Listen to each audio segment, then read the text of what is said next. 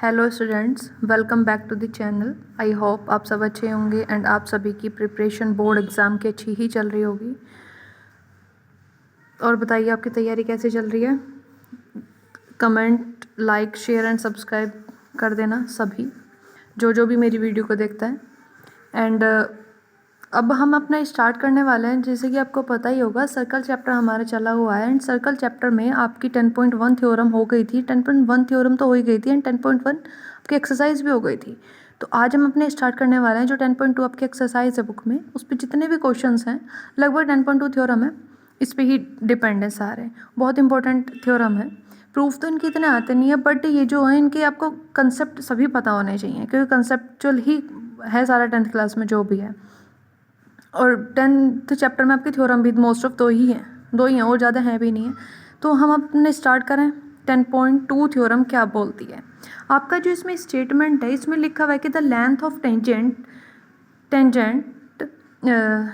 Tangents drawn from an external point to this circle are equal. इन्होंने बोला है आपका जो सर्कल है, आपका जो सर्कल होता है, सर्कल से जो एक्सटर्नल पॉइंट, एक्सटर्नल का मतलब होता है जो बाहर पॉइंट है, एक्सटर्नल पॉइंट जो है वहाँ से जो हम टेंजेंट बनाते हैं, वो जो टेंजेंट होती है वो उनकी लेंथ इक्वल होती है। मतलब सर्कल है, सर्कल से आपका कोई एक्सटर्नल पॉइंट है, एक्सटर्नल पॉइंट हिंदी में बोलते हैं बाह्य बिंदु, या फिर सर्कल के बाहर कोई पॉइंट है, वहाँ से जो हम सर्कल पे अपनी टेंजेंट बनाते हैं, टेंजेंट की जो डिस्टेंस होती है वो आपकी इक्वल होती है। तो हम इसको मान लेंगे P पॉइंट, इसको मान लेंगे Q पॉइंट एंड इसको मान लेते हैं हम R पॉइंट। अब हम इसमें क्या करते हैं, सबसे पहले देखो हमको जो चीज़ हमको गिवन है, सबसे पहले हम उसको डिनोट कर लेते हैं। यहाँ पे लिखते हैं वी आर गिवन। आप इस अपनी नोटबुक निकाल के इसको राइट करने स्टार्ट कर दो। We are given a circle, हमें सर्कल गिवन है विद सेंटर 0। आपको पता होगा सेंटर को 0 ही मानते हैं। एंड जो 0 एंड P लाइंग, P कहाँ पे लाई कर रहा है, P lying outside of the circle, outside यहाँ पे लिख लेते हैं ऑफ द सर्कल। आपका जो ये सर्कल के बाहर लाई कर रहा है आपका जो P पॉइंट है।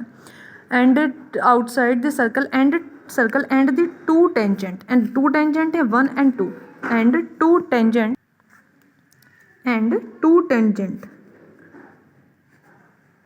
टेंजेंट ये चीज़ हमको गिवन है। अब हम इसमें थोड़ा सा और लिख लेते हैं। हमको क्या चीज़ की ज़रूरत है, वी हैव टू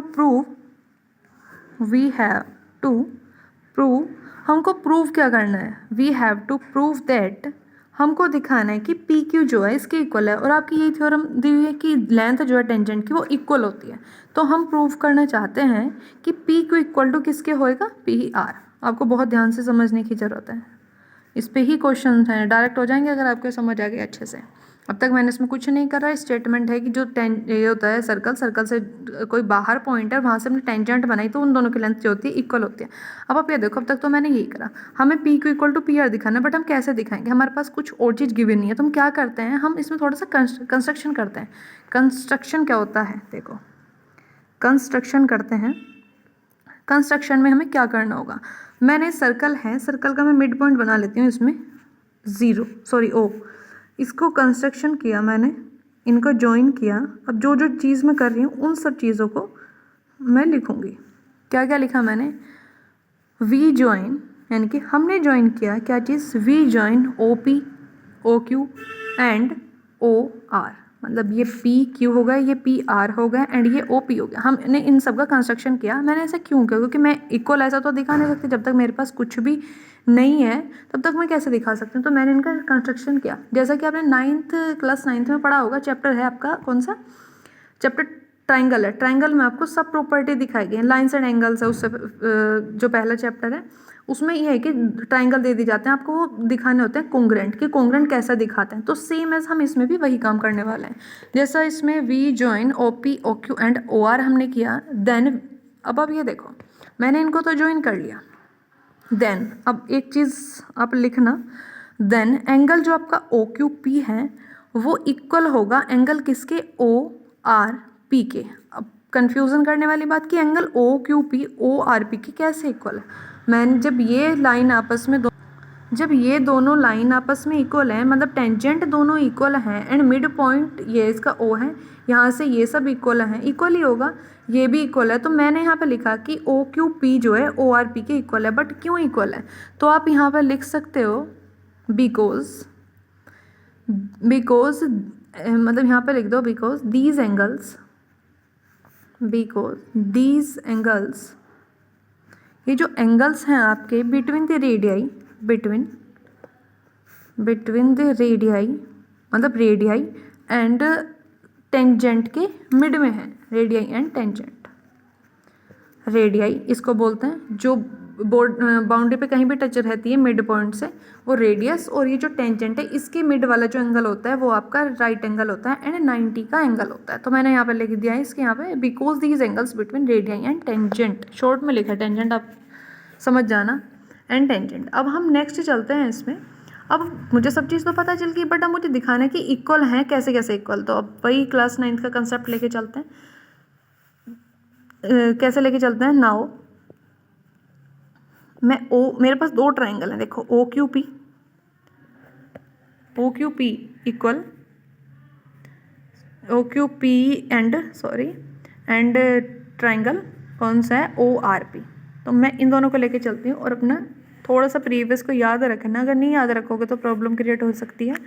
मैंने ये दोनों ट्राइंगल ले लिए, एक तो मैंने ये वाला ट्राइंगल लिया एंड इसको 1 मान लेते हैं, इसको 2 मान लेते हैं। अब आप ये देखो, अगर मैं इनको कहीं अलग कंस्ट्रक्ट मतलब कहीं और बनाती हूँ, ये देखो ऐसे बनेगा, ये बनेगा, एंड दूसरा मैंने ऐसे बना दिया आपको समझाने के लिए। ये पी पॉइंट है, ये पी पॉइंट है, ये क्यू पॉइंट है, ये ओ पॉइंट है, ये भी ओ पॉइंट है, ये भी आर पॉइंट है। अब आप ये देखो, ये वाली लाइन जो है पी क्यू किसके इक्वल है, पी आर के इक्वल है, आपको दिख रही है।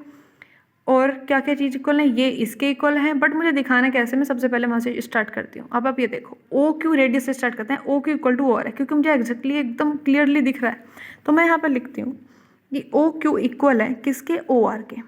ठीक है, क्यों इक्वल है, ये जो है radii of the same circle, radii of the same circle, radii of the same circle.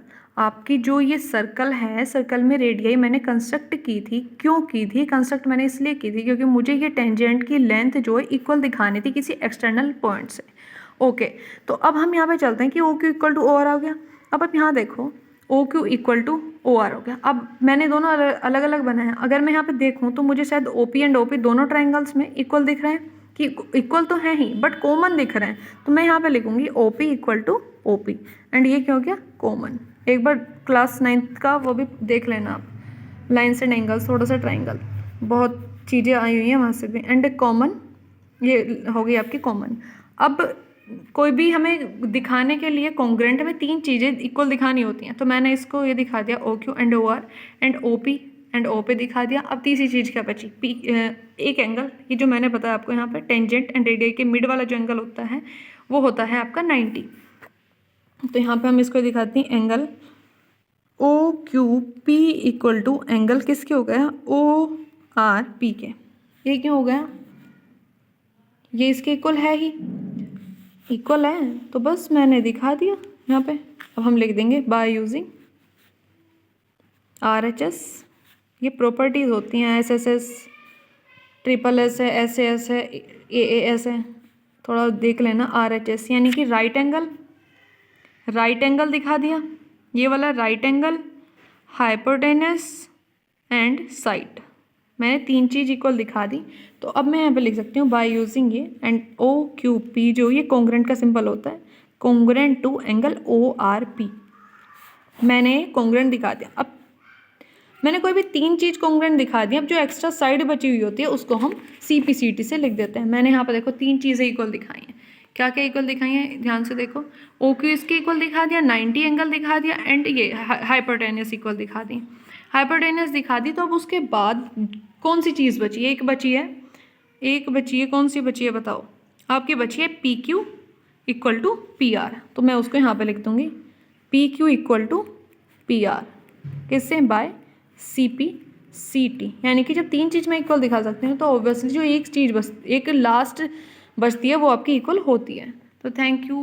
And like share subscribe करना ना भूलें, और आपको समझ आए तो प्लीज़ कमेंट करके बताया करो, अच्छा लगता है अगर आप बताते हैं तो। And thank you, bye bye.